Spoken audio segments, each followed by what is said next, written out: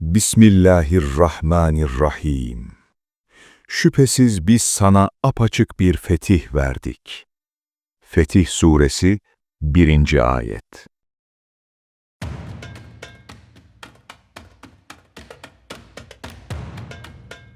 Tarih, kumların üzerine kanla yazılan zaferleri çabuk unutur. Rüzgar izleri siler. Ancak bir isim vardır ki çelik ve ateşle kazınmıştır. Halid bin Velid. Mekke'nin soylu klanı, savaşçı Beni Mahzum'un veliaht prensi olarak doğdu. O kelimeleri öğrenmeden önce kılıcın soğuk çeliğini tutmayı öğrendi. Çölün acımasız güneşi onun iradesini tıpkı bir demirci gibi döverek sertleştirdi. Henüz İslam ile şereflenmeden önce bile o yenilmezliğin yeryüzündeki gölgesiydi. Kureyş'in süvari komutanı, stratejinin ve hızın tartışılmaz efendisi. Gizlemli, fısıltıya yakın bir kehanet tonuyla. Kaderinde Allah'ın kılıcı olmak yazılıydı ama o henüz bunu bilmiyordu. İşte tarihin gördüğü en büyük askeri dehalardan birinin o efsanevi yükselişi başlıyor. Kureyş'in öfkesi, Bedir'in yankısı ve Uhud'a yürüyüş. Bismillahirrahmanirrahim. Eğer siz Uhud'da bir yara aldıysanız, bilin ki o topluluk da benzeri bir yara almıştı. O günleri biz insanlar arasında döndürüp duruyoruz ki, Allah gerçek müminleri ortaya çıkarsın ve uğrunda şehitleri olsun diye. Allah zalimleri sevmez. Ali İmran 140-141. Mekke sokaklarında onun bileğini bükecek bir yiğit yoktu. Güreşte de savaşta olduğu kadar acımasızdı. Darun Nedve'nin gölgeli odalarında kabile reisleri yaklaşan fırtınayı, Muhammed'in getirdiği yeni dini konuşuyordu. Halid için bu yeni ses, atalarının düzenine bir tehdit, kılıçla susturulması gereken bir isyandı.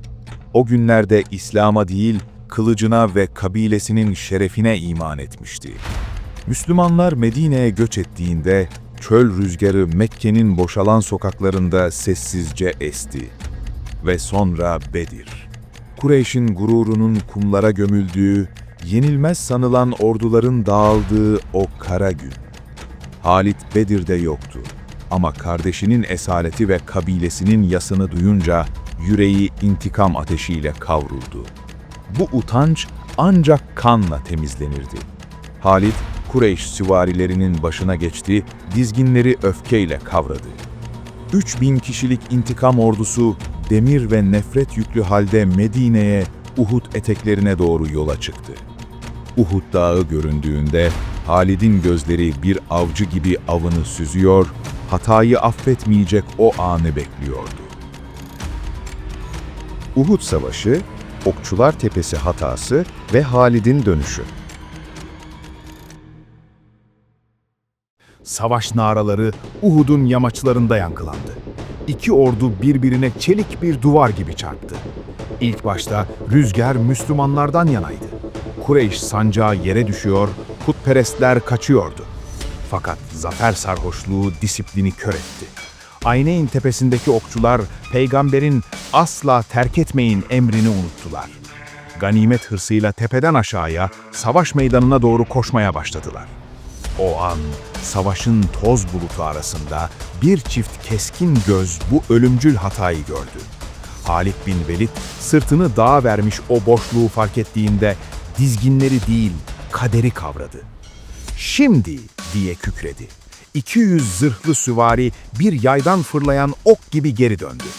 Tepenin arkasından dolaşarak rüzgarın yönünü değiştiren bir fırtına gibi estiler. Savunmasız kalan İslam ordusunun arkasına sarktılar. Kaçanlar geri döndü, kovalayanlar av oldu. Uhud'un kaderi saniyeler içinde değişmiş, zafer çığlıkları yerini can pazarına bırakmıştı.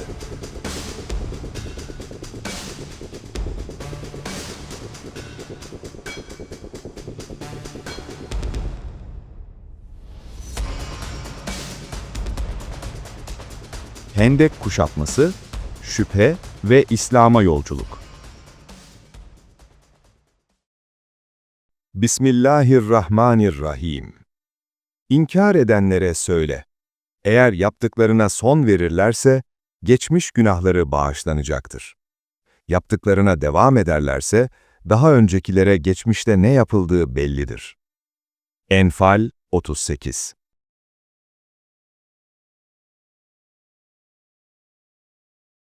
Uhud'un tozu dindiğinde, Halit, zaferin tadını değil, burukluğunu hissediyordu. Bu yeni inanç, kılıçla bitirilemiyordu. 2 yıl sonra, Hendek Savaşı'nda binlerce kişilik orduyla Medine'yi kuşattılar, fakat karşılarında aşılmaz bir hendek buldular. Halit, atını hendeğin kenarında hırsla sürüyordu. Stratejisi ilk kez işe yaramıyor, çölün kumları ona cevap vermiyordu. Bir gece ilahi bir rüzgar Kureyş'in çadırlarını yerle bir ettiğinde Halit bunun sadece bir fırtına olmadığını anladı. Kureyş geri çekilirken o arkasına baktı. Kalbindeki putlar birer birer devriliyor, yerini tarifsiz bir boşluk alıyordu. Kardeşi Velid'den gelen mektup o boşluğu dolduran kıvılcım oldu. "Gel ey Halit, İslam senin gibi bir yiğide muhtaçtır." Artık karar verilmişti. "Atalarımın dini batıldır," dedi, kılıcını kınına soktu ve Mekke'yi sessizce terk etti. Yolda kendisi gibi hidayet yolcusu olan dünün düşmanı Amr bin As ile karşılaştı. Kader onları aynı yola çıkarmıştı. Medine ufukta göründüğünde Halit artık Kureyş'in süvarisi değil, hakikatin bir askeri olarak yürüyordu. Peygamberin huzuruna vardığında mağrur başı ilk kez bir insanın önünde değil, Yaradan'ın huzurunda eğildi. Mu'te Savaşı, 9 kılıcın kırılması ve Seyfullah ünvanı.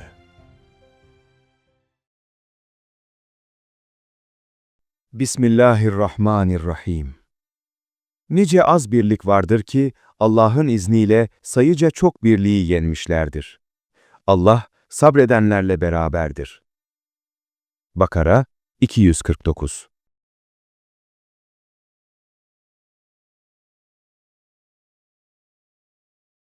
Mu'te Muharebesi'nde ufuk çizgisi Bizans zırhlarıyla kaplanmıştı. 3000 mümin, 100.000 kişilik bir ölüm duvarına bakıyordu.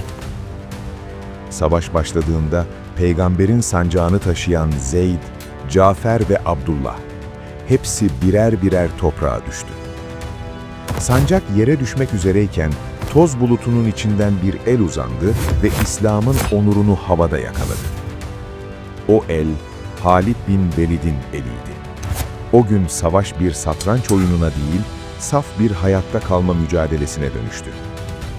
Rivayet edilir ki, o gün Halid'in elinde tam 9 kılıç parçalandı, geriye sadece Yemen yapımı bir pala kaldı. Her vuruşta çelik eriyor, her hamlede Bizans safları "bu adam insan değil" korkusuyla sarsılıyordu. Akşam olduğunda Halid askeri dehasını konuşturdu. Ordunun yerini değiştirip düşmana yeni destek geldi korkusunu saldı. Bu stratejik çekilme bir yenilgi değil, imkansız bir kıyımdan ordusunu sağ salim çıkaran bir zaferdi. Medine'ye döndüğünde Peygamber Efendimiz ona baktı ve tarih boyunca silinmeyecek o ismi verdi. "Sen Allah'ın kılıcısın," yani Seyfullah. O artık sadece Halit değil, küfre karşı çekilmiş bir ilahi kılıçtı. Mekke'nin fethi, 10.000 meşale ve şehre giriş. Bismillahirrahmanirrahim. De ki, hak geldi, batıl yok oldu. Şüphesiz batıl yok olmaya mahkumdur. İsra Suresi 81.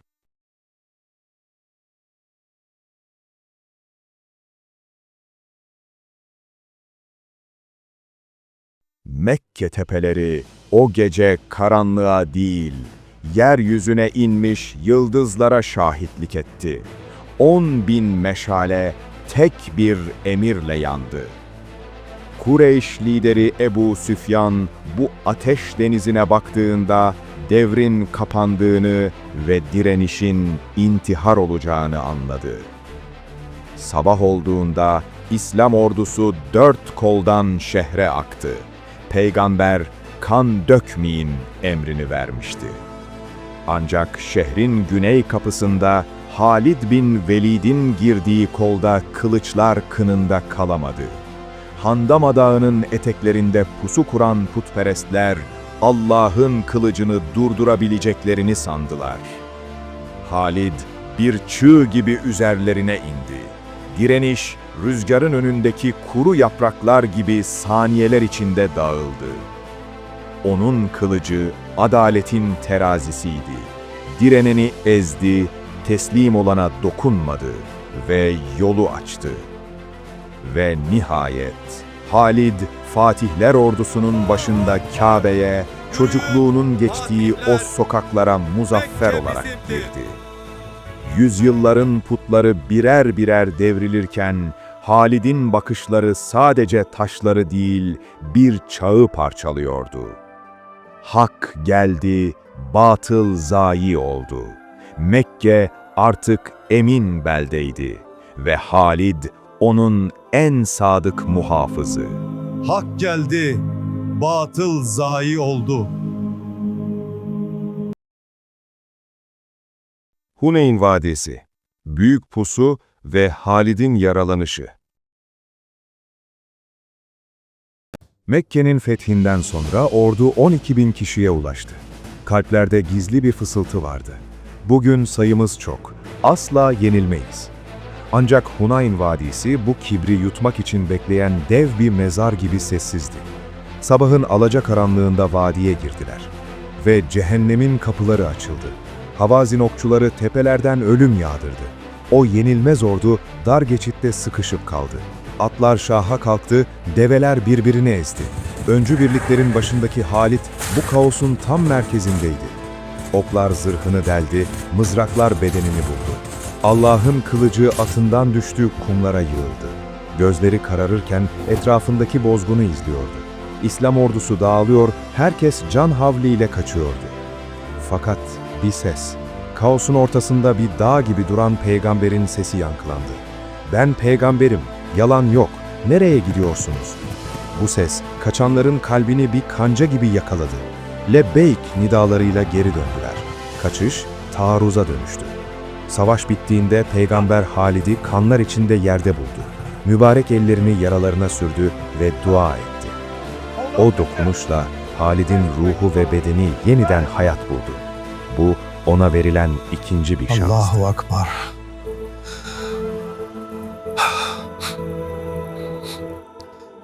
You live. Yemame Savaşı, yalancı peygamber Müseylime ve ölüm bahçesi. Bismillahirrahmanirrahim. Onlarla savaşın ki Allah sizin ellerinizle onları cezalandırsın, onları rezil rüsva etsin, onlara karşı size yardım ve zafer ihsan buyursun. Baskı ve zulüm altında inleyen mümin toplulukların gönüllerini ferahlatsın. Tevbe Suresi 14. Çölün ortasında bir yılan gibi çöreklenen sahte peygamber Müseylime, 40.000 kişilik dev bir ordu toplamıştı. Bu, İslam'ın varlığına kasteden en büyük isyandı. Halid bin Velid, Medine'nin son savunma hattı olarak Yemame'ye yürüdü. İlk çarpışma o kadar şiddetliydi ki çöl kumu kızıla boyandı.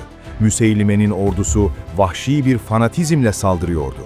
İslam sancağı defalarca yere düştü, defalarca kaldırıldı. Sahabeler geri çekilmek zorunda kaldı. Çadırlar yağmalandı. Tam o anda Halid zırhını parçalayan bir nidayla ordusunu durdurdu. "Ey Ensar, ey Mühacir, cennet vaadi bugündür." Düşman, ölüm bahçesi denilen yüksek duvarlı bir bahçeye sığındı. Kapılar kapandı. Savaş bir kuşatmaya dönüştü. Bera bin Malik, o kahraman, "Beni duvarın içine atın" dedi.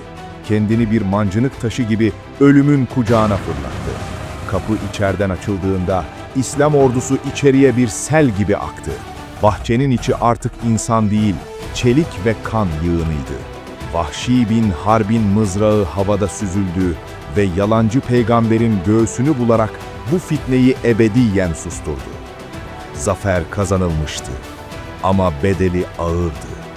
O gün 700 Kur'an hafızı şehit düştü. Kur'an onların göğsünden satırlara taşınacaktı.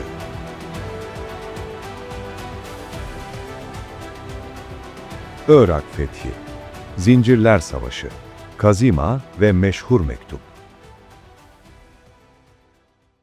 Yemame'nin tozu dinmeden Halid'in gözleri kuzeye, dönemin süper gücü Sasani İmparatorluğu'na çevrildi. Sınıra varmadan önce Pers valisi Hürmüz'e tarihin en sarsıcı ultimatomlarından birini, o meşhur mektubu gönderdi. Mektup şöyle diyordu: Bismillahirrahmanirrahim. Min Halid ibn el-Velid ila marazibeti Faris. Selamun ala men ittaba'al huda. Fe imma en tuslimu ve imma'l cizye ve imma'l harb ve illa fe vallahi laqad ci'tukum bi ricalin yuhibbuna'l mevt kema tuhibbuna entumul hayat. Kibirli Hürmüz bu uyarıya güldü. Askerleri kaçmasın diye ayaklarını birbirine zincirletti. Bu onların mezarı olacaktı. Halit, düşmanın bu hantal, zincirli ağırlığını gördü. Ordusunu bir çöl fırtınası gibi sürekli hareket ettirdi. Hürmüz'ün ağır zırhlıları Halid'in manevralarını kovalamaktan, savaşmadan yorgun düştü, susuzluktan kavruldu. Ve savaş anı. Halit ve Hürmüz karşı karşıya geldi. Halid'in kılıcı Pers komutanının kibrini tek hamlede yere serdi. Komutanları düşünce o birbirine zincirlenmiş binlerce asker için kaçış yoktu. Zincirler ölüm halkalarına dönüştü. Kazima Ovası Sasani gururunun kırıldığı ilk yer oldu. Halit Fırat'ın kapılarını tekmesiyle açmıştı. Ama bu sadece başlangıçtı. Halit atını durdurmadı. Hedefinde imparatorluğun kalbi Tispon vardı. Ulays Savaşı, Kan Nehri Yemini ve Hira'nın fethi. Sasaniler Ulays'te 70.000 kişilik dev bir ordu yığdı. O kadar emindiler ki Halit saldırdığında askerler hala öğle yemeklerini yiyordu. Sofralar devrildi, yemekler kana bulandı. Savaş o kadar vahşiydi ki İslam ordusu bir anlık duraksama yaşadı. Halid bin Velid gökyüzüne baktı ve o korkunç yeminini etti. Allah'ım, eğer bize zafer verirsen bu nehir onların kanıyla akacak. Ve zafer geldi. Halid sözünü tutmak zorundaydı. Esir alınan binlerce Sasani askeri nehir kenarına getirildi. O gün nehir suyu değil, tarih aktı. Gün batımının kızıl şavkı suya vurulduğunda Fırat'ın kolları adeta kandan bir ırmağa dönüştü. Bu düşmana verilen en sert mesajdı. Burası artık Pers toprağı değil, İslam'ın kılıcının gölgesidir. Bu dehşeti gören Hira şehri tek bir ok atmadan kapılarını açtı. Saraylar, kaleler kendiliğinden teslim oldu. Halit şehri yağmalamadı. Onlarla bir anlaşma yaptı. Bizi koruyun, biz de size cizye verelim. Hira'nın beyaz saraylarında ilk ezan sesi yankılandı. Halit fethin şükrü için zafer namazı kıldı. Artık Irak'ın kapısı ardına kadar açıktı. Ama Halid'in gözü hala ufukta, Pers imparatorunun tahtındaydı.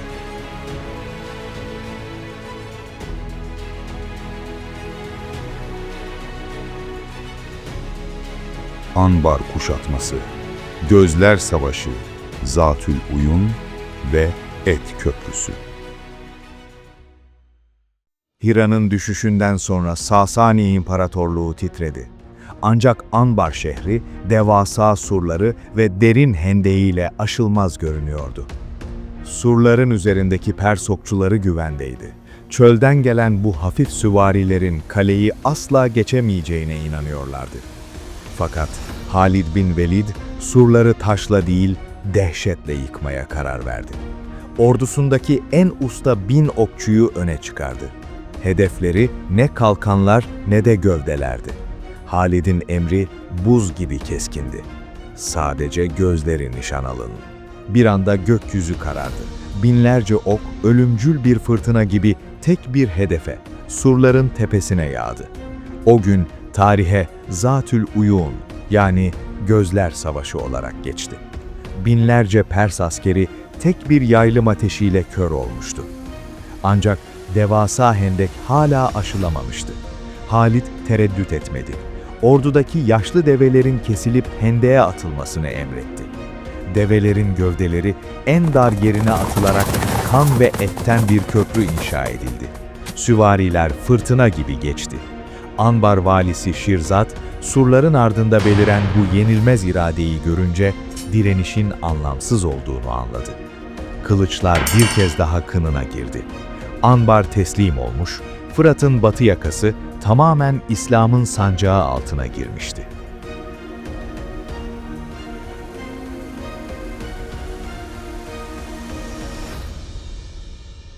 Aynü Temr fethi ve Roma-Pers ittifakı. Firaz öncesi.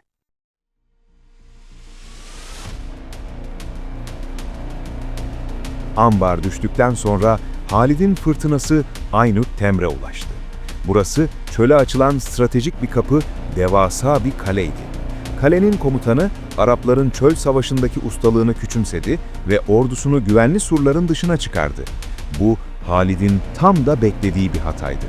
Çölün ortasında ağır zırhlı piyadeler hareket edemeyen açık hedefler haline geldi. Halid'in süvarileri düşman komutanını kendi ordusunun gözü önünde esir alarak direnişi tek hamlede parçaladı.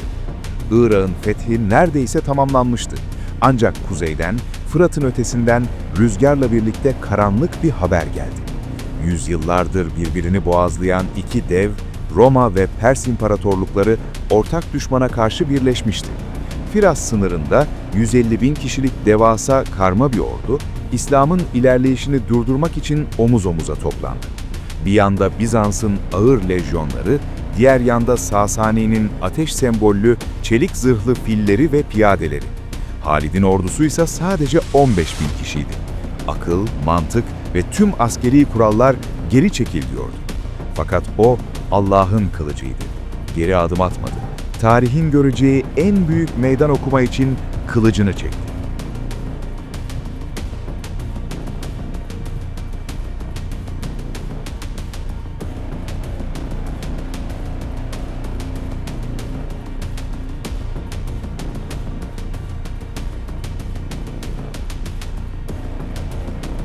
Firaz Savaşı, 150 bine karşı ve Fırat'ın suları.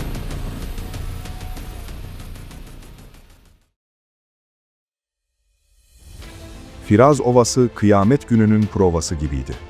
Fırat Nehri'nin iki yakasında iki ayrı dünya sessizce birbirini süzüyordu. Halid, 150 bin kişilik düşmanın nehri geçmesine izin verdi. Askerlerin neden diye sorduğunda o sadece gülümsedi. Bu bir intihar değil, kusursuz bir tuzaktı. Düşman nehri geçtiğinde arkalarındaki köprüleri ve tek kaçış yollarını kesmiş oldu. O devasa müttefik ordusu, arkası nehir, önü ise çelikten bir duvar olan ölümcül bir çembere sıkışmıştı. Ve Halid'in taarruz emri yankılandı. İslam süvarileri Roma'nın ağır kalkanlarını ve Pers'in mızraklarını bir kasırga gibi yardı geçti. Panik, 150 bin kişiyi esir aldı. Birbirlerini ezerek nehre kaçmaya çalıştılar ama Fırat onlara merhamet etmedi. Kibirle gelen iki imparatorluğun görkemli ordusu o gün Fırat'ın sularında ve çölün kumlarında silinip gitti. Savaş bittiğinde Halid bin Velid tarih yazmıştı. Bir daha hiçbir güç İslam'ın karşısına bu cüretle çıkamayacaktı. Ancak Irak'ın fethi bittiğinde Halid'e dinlenmek haramdı. Halife Ebu Bekir'den gelen acil bir mektup yeni bir cepheyi işaret ediyordu. Irak'ın aslanını Suriye'ye gönderin. Allah'ın kılıcı şimdi Roma'nın kalbine, Şam diyarına doğru kınından çıkıyordu.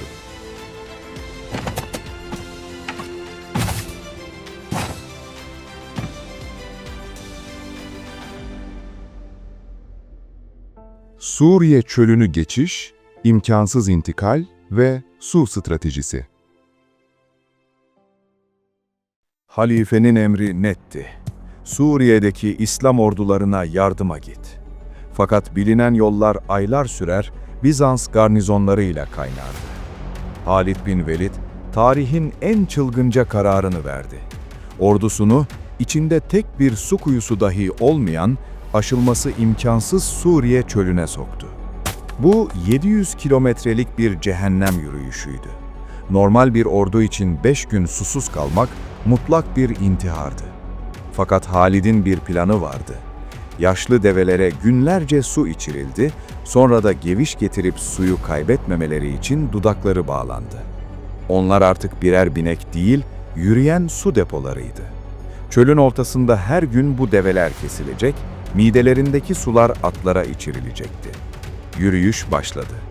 Güneş bir balyoz gibi ordunun üzerine iniyor, kum fırtınaları gözleri kör ediyordu. 3. gün. Mataralardaki sular tükendi. Dudaklar çatladı, zırhlar bedenleri bir fırın gibi yakmaya başladı. Sadece Halid'in çelik iradesi orduyu ayakta tutuyordu. Atlara develerin suyu veriliyor, askerlerse sadece sabırla besleniyordu. Ve 5. günün şafağında çölün sarısı bitti, ufukta Şam'ın yeşil vadileri göründü. İmkansız başarılmıştı. İslam ordusu, Bizans'ın arkasından çölde aniden beliren bir hayalet donanması gibi çıkaverdi. Roma'nın kalbine korku düşmüştü.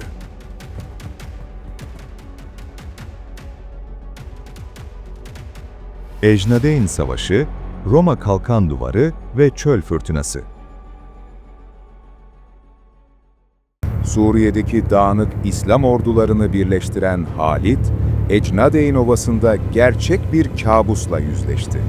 Karşısında 90.000 kişilik devasa ordusuyla o güne dek yenilmez kabul edilen Bizans savaş makinesi duruyordu. Güneşin altında parlayan 10 binlerce çelik kalkan, ufku boydan boya kesen aşılmaz bir duvar örmüştü.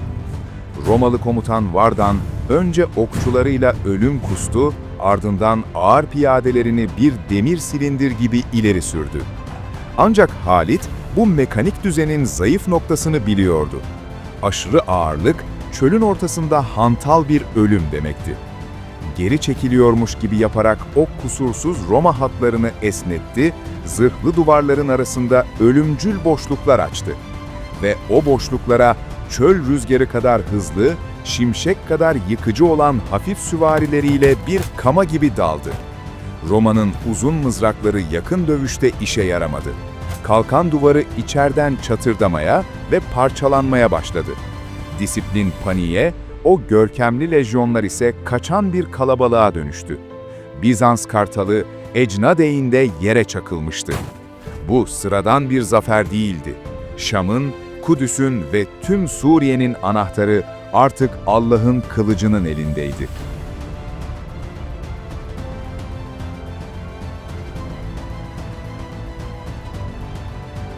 Şam, yani Dımaşk kuşatması, gece operasyonu ve Doğu kapısı.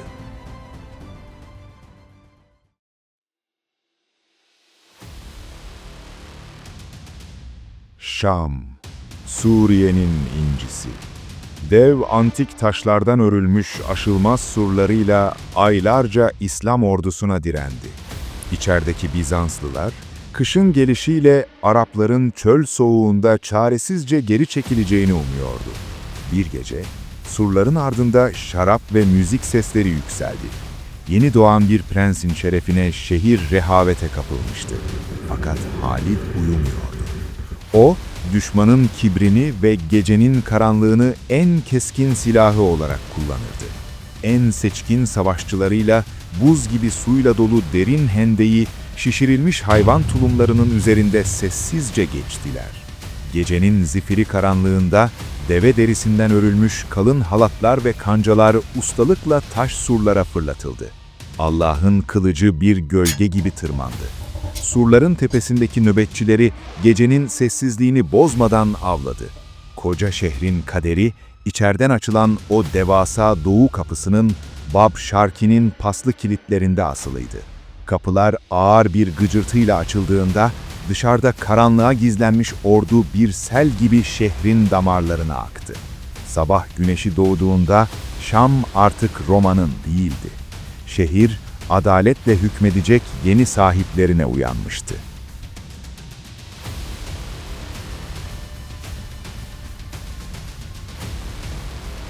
Herakleios'un öfkesi, stratejik geri çekilme ve adalet. Şam'ın düşüş haberi, Antakya'daki Bizans İmparatoru Heraklios'a ulaştığında, sarayın mermer duvarları öfkeyle titredi. İmparatorluk tüm gücünü seferber etti. Ermenistan'dan, Balkanlardan, Anadolu'dan 200 bin kişilik devasa bir çelik seli aktı. Amaç sadece kayıpları geri almak değil, çöllerden gelen bu fırtınayı tek bir darbede tamamen yok etmekti. Haber Halid'e ulaştığında haritaya baktı. İslam ordusu Suriye'nin farklı şehirlerine dağılmış, zayıf hedefler halindeydi. O, kibre kapılmayan bir askeri dehaydı. Asla kaybetmeyeceği bir zemin seçmeliydi. Ve o acı emri verdi. Geri çekiliyoruz. Şam, Humus ve kanla alınan tüm şehirler boşaltılacaktı. Askerler şaşkındı. Zaferle alınan kaleler savaşmadan terk ediliyordu. Ancak Halid'in adaleti kılıcından keskindi. Hristiyan halktan alınan cizye vergileri, sizi artık koruyamayız denilerek iade edildi. Bu, eşine rastlanmamış adalet, düşman halkını bile ağlattı. Sizin adaletiniz Romalıların zulmünden daha güzeldir dediler. İslam ordusu stratejik bir geri çekilmeyle sırtını çöllere, yüzünü ise Bizans'a döneceği o ölümcül düzlüğe doğru aktı. Şimdi 200 bin kişilik Roma ejderhası, çölün aslanlarını kendi seçtikleri o devasa arenada, Yermük Vadisi'nde bekliyordu. Yermük Savaşı, 6 günlük cehennem ve Roma'nın çöküşü. Yermük Vadisi, 200 bin kişilik Roma ordusunun altın haçları ve gümüş zırhlarıyla parlayan bir çelik denizine dönüştü. Karşılarında ise sadece 40 bin mümin vardı. Halit, bu devasa ejderhanın karşısında bir dağ gibi sarsılmaz duruyordu. Savaş başladığında tarih 6 gün sürecek bir cehenneme şahit oldu. Kılıçlar körleşti, kalkanlar parçalandı, kan gövdeyi götürdü. 4. gün kör olan gözler günüydü. Bizans okçuları güneşi kararttı. Yüzlerce sahabi o gün gözlerini savaş meydanına bıraktı. İslam ordusu gerilemeye başladığında kamptaki kadınlar çadır direklerini sökerek cepheye koştu ve kaçanları utanca boğarak geri döndürdü. 6. gün rüzgar yön değiştirdi. Devasa bir kum fırtınası Bizans ordusunun gözlerine bir ilahi kırbaç gibi çarptı. Halit bu anı bekliyordu. Süvarileriyle fırtınanın içinden bir hayalet gibi çıkıp Bizans piyadelerini süvarilerinden kopardı. Kör olan ve panikleyen o devasa lejyonlar Halid'in çelik çemberi tarafından Yermük'ün o derin, uçurumlu vadilerine doğru itildi. Kaçış yoktu. Binlerce ağır zırhlı Roma askeri birbirlerini ezerek o dipsiz uçurumlardan aşağı karanlığa döküldü. Yermük suları kızıla boyandığında Suriye sonsuza dek kaybedilmişti. İmparator Heraklios'un kalbi ve imparatorluğu paramparçaydı.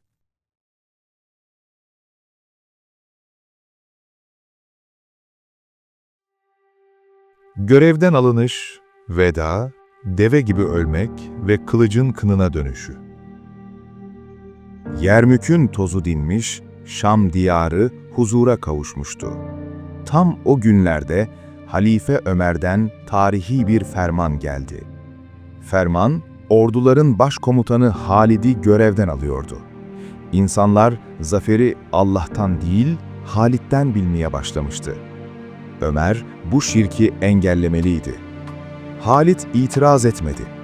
"Ben Ömer için değil, Allah için savaşıyorum" dedi ve komutayı devredip sıradan bir asker olarak kılıç sallamaya devam etti. Yıllar sonra Hums şehrinde mütevazı bir yatakta, yenilmez komutan ölüm meleğini savaş meydanında değil, hasta yatağında karşılıyordu. Gözyaşları içinde dostlarına kendi bedenini gösterdi. Vücudunda kılıç, mızrak veya ok yarasının olmadığı bir karış bile yer yok. Ama işte şimdi yaşlı bir deve gibi yatağımda ölüyorum. Korkakların gözü asla uyku görmesin. O hiçbir savaşta yenilmedi. Girdiği 100'ü aşkın muharebeden zaferle ayrıldı Ama en büyük zaferi kibrini yendiği o gündü. Miladi 642. Allah'ın kılıcı kınına çekildi. Ruhu Yaradan'a, destanı ise sonsuzluğa yürüdü.